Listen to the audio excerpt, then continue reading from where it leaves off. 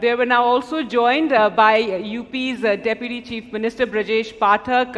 UP is, of course, one of India's largest states with the largest population, so a lot of work there. Thank you so much हमारे से जुड़ने के लिए इस मुहिम में. ब्रजेश पाठक जी, अगर आप बता सकते हैं जी, अगर आप बता सकते हैं उत्तर प्रदेश में क्या किया जा रहा है विकलांग के लिए.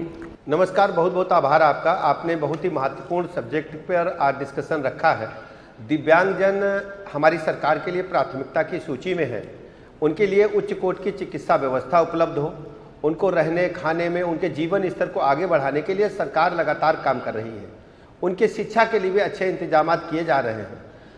हमारे उत्तर प्रदेश में दिव्यांगजन विश्वविद्यालय सरकारी पहले से एक चल रहा है. इसके अलावा भी हाल ही में हमारे पास जगत गुरु श्री रामभद्राचार्य जी के नाम से जो चित्रकूट में एक विश्वविद्यालय केवल दिव्यांगजनों के लिए था, उसको भी सरकार ने अपने अधिपत्य में लेते हुए व्यवस्थित ढंग से उनको उच्च कोटि की शिक्षा देने के लिए दो विश्वविद्यालय उत्तर प्रदेश सरकार संचालित करने का काम कर रही है. चिकित्सा व्यवस्था में उन्हें प्राथमिकता मिले, इसके लिए सभी चिकित्सालयों में उनके लिए अलग से काउंटर स्थापित किए गए हैं और उनको स्वास्थ्य लाभ मिलने में प्राथमिकता पर हमने रखा. यदि किसी भी चिकित्सालय में कोई दिव्यांगजन स्वास्थ्य लाभ के लिए जाता है, दवाई के लिए जाता है, तो उसे प्राथमिकता पर हम देखते हैं. इसके अलावा भर्ती की प्रक्रिया भी उनके लिए सरल की है. सभी अस्पतालों में हमने रैंप बनाए हैं जिसे व्हील चेयर के माध्यम से वो पहुंच सके. इसके अलावा समय समय पर हमारा दिव्यांगजन विभाग अभियान चला करके सभी ऐसे दिव्यांगजनों को जो उनके सहायतार्थ उपकरण हैं, चाहे उनको ट्राईसाइकिल देना हो, चाहे मोटराइज साइकिल देना हो, चाहे उन्हें बैसाखी देना हो, सुनने के लिए अच्छी मशीन देना हो, या अन्य जो उपकरण हैं उनको लगातार, चाहे हमारे जो दिव्यांगजन हैं जिनको दृष्टि से दिखाई नहीं दे रहा है, दृष्टिविहीन है, उनके लिए स्टिक भी हम लोग प्रदान लगातार करते हैं. यह हमारी सरकार के प्राथमिकता के एजेंडे में है. और माननीय प्रधानमंत्री नरेंद्र मोदी जी ने सबसे बड़ी बात यह की कि पूरे विभाग के नाम को बदलने का काम किया. हम सब जानते हैं कि माननीय मोदी जी की सोच वहां तक है जहां तक कोई सोच नहीं सकता. पहले लोग इस विभाग को दूसरे नाम से जाना जाता था. लोग इस प्रकार के नाम लेते थे विकलांग जैसे कोई अभिशाप हो, लेकिन माननीय प्रधानमंत्री जी ने दिव्यांगजन नाम दिया है.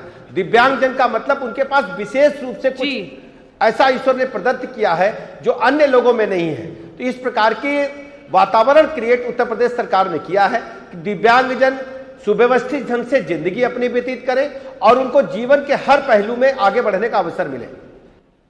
जी पाठक जी, समर्थ बाय हंडे का जो इनिशिएटिव है, इसका आप आगे क्या देखते हैं? आप क्या चाहते हैं कि ये इनिशिएटिव करें? लगातार इस प्रकार के जो इनिशिएटिव हैं इनको हम स्वागत करते हैं.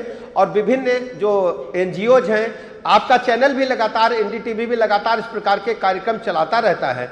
चाहे स्वच्छ हवा हो, स्वच्छ पानी हो, अब दिव्यांगजनों की मुहिम लेकर के हम सब आए हैं.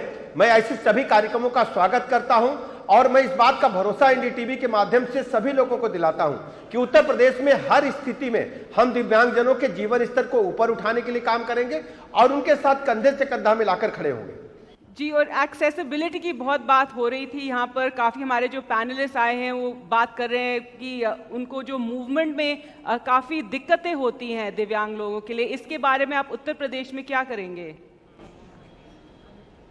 देखिए, दिव्यांगजनों को मूवमेंट में दिक्कत ना आए, इसके लिए सभी हमारे जो स्थानीय परिवहन की व्यवस्थाएं, चाहे सिटी बसेज हो, चाहे मेट्रो हो, उसमें रैंप बनाए गए हैं. लो फ्लोर की बसेज चलाई गई हैं. सिटी बसेज में दिव्यांगजन अपनी ट्राईसाइकिल सहित यात्रा कर सके, उसके लिए बस के में प्रॉपर ढंग से रैंप बना करके चढ़ने की व्यवस्था है. इसके अलावा उनको मोटराइज साइकिल भी हम देते हैं. अब तो और भी अच्छा हो गया, पर्यावरण की दृष्टि से हम उन्हें सोलर साइकिल भी दे रहे हैं जो बैटरी चालित है, वो भी उन्हें प्रदान कर रहे हैं. और कहीं भी कोई अगर ऐसा हमारे जो एनजीओज हैं या आपके माध्यम से किसी प्लेटफॉर्म पर इस प्रकार की सूचना प्राप्त होती है कि दिव्यांगजनों को कहीं भी कोई आवश्यकता है, तो हमारी सरकार प्रतिबद्धता के साथ सभी के साथ खड़ी है. जी ब्रजेश पाठक जी, हमसे बात करने के लिए बहुत बहुत शुक्रिया. बहुत बहुत आभार आपका. धन्यवाद. आपने अच्छे विषय पर हमें अपने साथ जोड़ा है. मैं इसके लिए आपका हृदय से आभार प्रकट करता हूँ.